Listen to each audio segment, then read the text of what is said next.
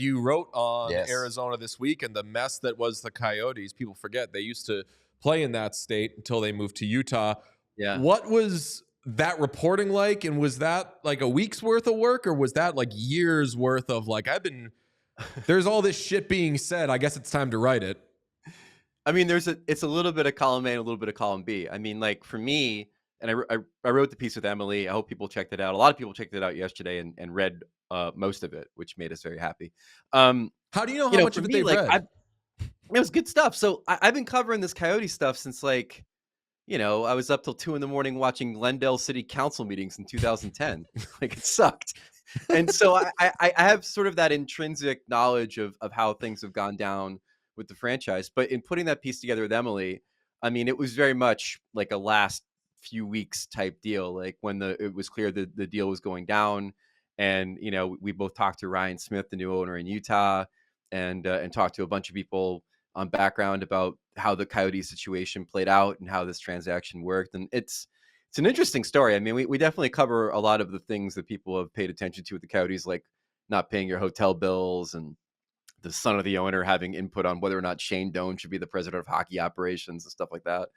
But it was also just really interesting to see how the whole thing with their owner, Alex Mereulo, played out, in the sense of like, you got to give Gary Bettman his flowers, man. He came up with a scheme to get a guy not to sue the league to prevent the team from moving to Utah, and have him believe that he can reactivate the franchise if he gets an arena built that no one believes will ever get built. Like that's some pretty good inception on Gary's part, I think, in getting this deal done. It certainly sounds like you don't believe that Mereulo is going to get a second opportunity within that exclusive window. And I mean, with all the stuff that is coming out and is probably still going to come out in the future, like the public hates that guy, including everybody in Arizona.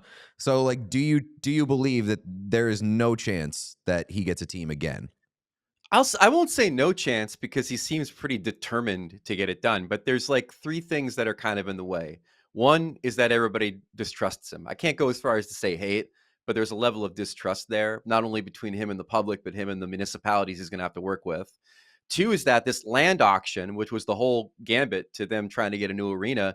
I was talking to some sources in Arizona who said, well, now you're going to have more people trying to bid on the land. They were hesitant at first because they didn't want to be seen as the people who drove the Coyotes out of Arizona. But now that the Coyotes are leaving, like they might just bid on the land anyway.